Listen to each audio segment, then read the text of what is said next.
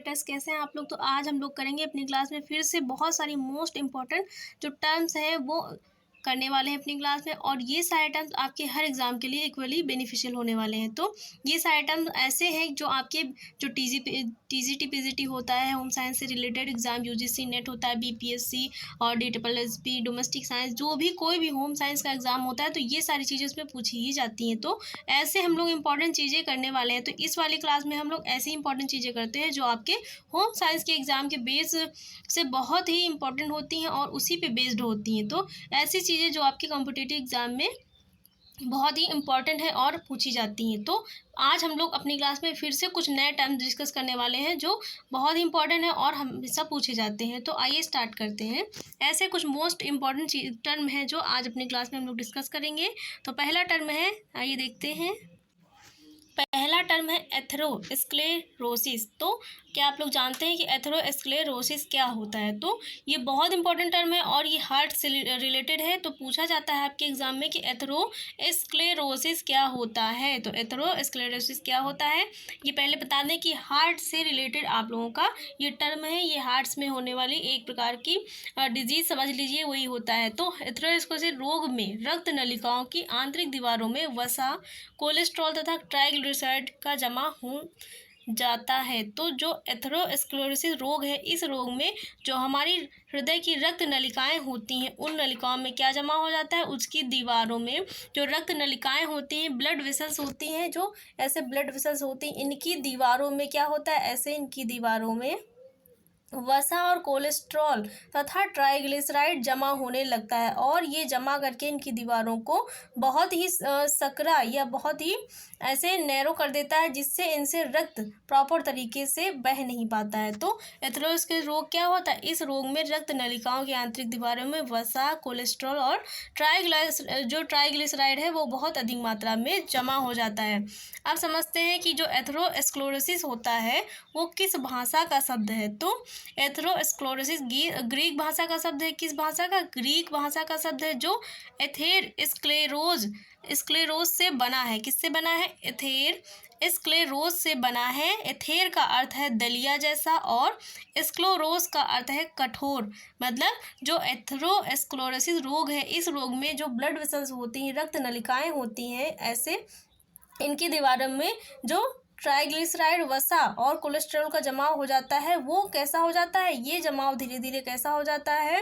तो दलिया जैसा कठोर हो जाता है। जो ट्राइग्लिसराइड, वसा और कोलेस्ट्रॉल है वो धीरे धीरे जमा होकर हो के कैसा रूप ले लेती है? दलिया जैसा कठोर रूप ले लेती है। तो एथेरोस्क्लेरोसिस का मतलब होता है दलिया जैसा कठोर।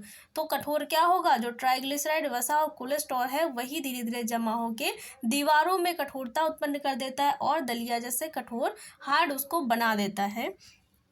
तो एथेरोस्क्लेरोसिस कहाँ होता है? तो हृदय संबंधी रोग है, जो हृदय की ब्लड वेसल्स को बहुत ही सकरा कर देता है और वहाँ पर वसा, कोलेस्ट्रॉल और ट्राइग्लिसराइड का जो ट्राइग्लिसराइड होता है उसका जमाव हो जाता है। और ये किस भाषा का शब्द है? तो ये ग्रीक भाषा का शब्द है। ये टर्म बहुत बार पूछा गया है, आपके एग्जाम में पूछा जाता है। तो यूजीसी नेट होम साइंस का जो एग्जाम होता है तो उसके लिए तो बहुत ही अच्छा है, उसमें हमेशा पूछा जाता है और ये इंपॉर्टेंट है। अगला है एंजीना पेक्टोरिस। एंजीना पेक्टोरिस का है क्या है? तो ये भी आपका हार्ट से रिलेटेड ही टर्म है। एंजीना पेक्टोरिस क्या है? हार्ट से रिलेटेड टर्म है ये भी। तो इसको समझते हैं। ये क्या होता है? कभी कभी धमनियों पर चोट लगने, दुर्घटना होने आदि के कारणों से अंदर ही अंदर रक्तस्राव होने लगता है। कभी कभी क्या होता है? जब धमनियों पे किसी प्रकार की चोट लग जाती है, मान लीजिए किसी का एक्सीडेंट हो गया, कोई दुर्घटना हो गई, तो धमनियों पर चोट लग जाती है और धमनियों पर चोट लगने के कारण जो रक्तस्राव है वो बाहर नहीं बहता है, वो अंदर ही अंदर उन धमनियों के अंदर धीरे धीरे रक्तस्राव होने लगता है। रक्तस्राव के बाद रक्त के थक्के बन जाते हैं और वो रक्तस्राव क्या होता है? शरीर के बाहर नहीं निकल पाता है, जिससे वो अंदर ही अंदर जहाँ पर होता है वहीं पर कुछ समय के बाद वो थक्के के रूप में जम जाता है। धमनियों के अंदर ही थक्के के रूप में जम जाता है और थक्के बना लेता है, जो धमनियों की दीवारों से चिपक जाते हैं। और वो थक्के क्या होते हैं? धमनियों की दीवारों से चिपक जाते हैं तथा धमनियों की नलिकाओं को सकरा कर देते हैं। और जैसे मान लीजिए ये आपकी धमनी है और यहाँ पे आपको चोट लग गई, तो यहाँ से क्या होने लगा? ब्लड बहने लगा। ये ऐसे ऐसे ब्लड बहने लगा। कुछ समय के बाद ये ब्लड क्या हो गया? ऐसे ऐसे थक्के के रूप में जम गया और ये थक्के क्या किए, ये थक्के जाके धमनियों की दीवारों पे दोनों तरफ चिपक गए। और जब ऐसे ये चिपक जाएंगे तो आपकी धमनी के पहले कितनी चौड़ी थी, अब इसमें कितना रास्ता बंद हो गया है इन थक्कों की वजह से, और ये दीवार जो है सकरी हो गई है। तो ये सकरा दीवारों को सकरा कर देते हैं। अतः रक्त प्रवाह क्या हो जाता है, जो रक्त का प्रवाह है वो जो प्रॉपर तरीके से पहले जिस प्रकार से हो रहा था उस प्रकार से नहीं हो पाता है और धीमी गति से होने लगता है। इस स्थिति को ही एंजीना पेक्टोरिस कहते हैं। मतलब धमनियों की दीवारों में रक्त के थक्कों का जो जमाव होता है वो जमाव जाकर धमनियों की दीवारों में चिपक जाता है, जिसके कारण जो धमनियों में होने वाला रक्त प्रवाह है उसकी गति बहुत धीमी हो जाती है। तो इस स्थिति को क्या बोला जाता है, इस स्थिति को एंजीना पेक्टोरिस बोला जाता है। क्या बोला जाता है, एंजीना पेक्टोरिस बोला जाता है। ये आपका हार्ट से रिलेटेड टर्म है ये भी। आप समझते हैं अगला टर्म लाइपोप्रोटीन क्या होता है। तो लाइपोप्रोटीन क्या होता है इसको भी समझते हैं। शरीर में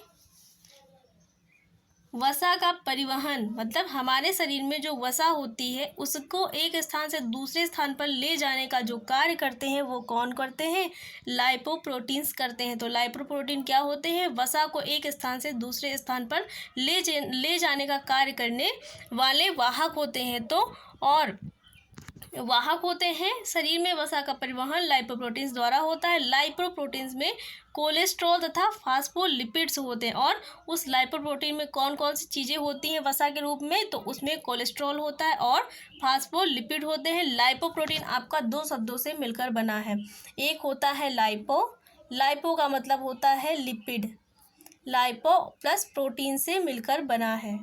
लाइपो जो प्रोटीन है वो लाइपो और प्रोटीन से मिलकर बना है, इसका मतलब ये लाइपो प्रोटीन से मिलकर बना है। जो आपका लाइपो प्रोटीन है वो किससे बना है, लाइपो प्लस प्रोटीन से मिलकर बना है। शरीर में वसा का परिवहन करने वाले जो तत्व होते हैं वो लाइपोप्रोटीन्स कहलाते हैं, जो वसा को एक स्थान से दूसरे स्थान पर ले जाने का कार्य करते हैं। आप समझते हैं ट्राइग्लिसराइड्स क्या होते हैं। तो लाइपोप्रोटीन्स हम लोगों ने समझ लिया। तो लाइपोप्रोटीन क्या कार्य करते हैं, वसा को एक स्थान से दूसरे स्थान पर परिवहन करने का कार्य करते हैं। वसा को एक स्थान से दूसरे स्थान पर भेजने का कार्य कौन करते हैं, लाइपोप्रोटीन्स करते हैं। लाइपोप्रोटीन दो चीज़ों से मिलकर बने होते हैं, लाइपो और प्रोटीन से मिलकर बना होता है लाइपोप्रोटीन। ट्राइग्लिसराइड क्या होते हैं, तो आहार में वसा की मात्रा अधिक होने पर अधिक वसीय अम्ल होते हैं। जब हमारे आहार में वसा की मात्रा अधिक हो जाती है तो वो वसीय अम्ल क्या करते हैं, वसीय अम्ल तथा ग्लिसरॉल आपस में मिलकर ट्राइग्लिसराइड बनाते हैं। जब हमारे आहार में वसा की मात्रा अधिक हो जाती है तो हमारे शरीर में जो वसा है वसीय अम्ल वो अधिक हो जाते हैं। तो वसीय अम्ल और ग्लिसरॉल मिलकर आपस में क्या बनाते हैं, ट्राइग्लिसराइड बनते हैं। तो ट्राइग्लिसराइड क्या होते हैं, वसीय अम्ल तथा ग्लिसरॉल जब आपस में मिल जाते हैं तो वो ट्राइग्लिसराइड बनाते हैं। तो आहार में वसा की मात्रा अधिक होने पर अधिक वसीय अम्ल होते हैं। वसीय अम्ल और ग्लिसरॉल मिलकर आपस में क्या बनाते हैं, ट्राइग्लिसराइड बनाते हैं। तो वसीय अम्ल और ग्लिसरॉल के मिलने से क्या बनेगा, ट्राइग्लिसराइड बनता है। तो ट्राइग्लिसराइड क्या है, वसीय अम्ल और ग्लिसरॉल के मिलने से बना एक यौगिक है ट्राइग्लिसराइड। आप समझते हैं ब्लड प्रेशर क्या होता है, रक्तचाप किसको कहते हैं, इसको भी समझते हैं कि ब्लड प्रेशर क्या होता है। तो ब्लड प्रेशर क्या होता है, रक्तचाप होता है। धमनियों की दीवारों पर पार्श्विक दबाव रक्तचाप कहलाता है। रक्तचाप क्या होता है, जब धमनियों की दीवारों पर ब्लड का पार्श्विक दबाव पड़ता है तो वो दबाव क्या कहलाता है, रक्तचाप कहलाता है। मतलब धमनियों की दीवारों पर रक्त का जो पार्श्विक दबाव होता है वही दबाव क्या कहलाता है, रक्तचाप या रक्तदाब या ब्लड प्रेशर कहलाता है। तो रक्तचाप क्या होता है, ब्लड प्रेशर समझ में आ गया। धमनियों की दीवारों पर जो ब्लड का पार्श्विक दबाव पड़ता है वही दबाव क्या कहलाएगा, रक्तदाब या रक्तचाप कहलाता है। आप समझते हैं सिस्टोलिक ब्लड प्रेशर क्या होता है और डिस्टोलिक जो आपका ब्लड प्रेशर क्या होता है। ये दोनों बहुत ही पूछे जाते हैं, सिस्टोलिक और डिस्टोलिक। तो सिस्टोलिक क्या होता है, जब हृदय का बायां निलय संकुचित होता है तो रक्त निलय से धमनियों में जाता है। जब हृदय का बायां निलय संकुचित का मतलब होता है जब वो थोड़ा सा सिकुड़ता है तो रक्त कहाँ जाएगा, रक्त निलय से धमनियों में जाता है। उस समय रक्तचाप सबसे अधिक होता है। इस रक्तचाप को प्रकुंचन या हृतकुंचन कहते हैं। मतलब इस समय का जो रक्तचाप होगा वही रक्तचाप क्या कहलाता है, सिस्टोलिक ब्लड प्रेशर कहलाता है। और सिस्टोलिक ब्लड प्रेशर को हिंदी में प्रकुंचन या हृतकुंचन रक्तचाप बोला जाता है। तो सिस्टोलिक ब्लड प्रेशर क्या होता है, जब बायां निलय संकुचित होता है तो जो रक्त है वो निलय से धमनियों में जाता है, तो उस समय रक्तचाप सबसे अधिक होता है। तो जब जो हमारा रक्त है वो जब निलय से धमनियों में जाता है तो उस समय का जो रक्तचाप का दबाव होता है वो सबसे अधिक होता है, और वही दबाव क्या कहलाता है?